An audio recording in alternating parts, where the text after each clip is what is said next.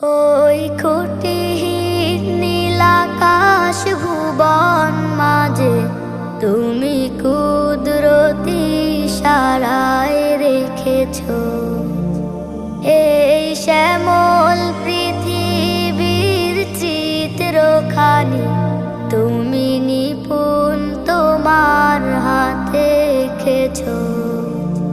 ওগো আল্লাহ, শুকর তোমার আমারে যে মুসলিম করেছ।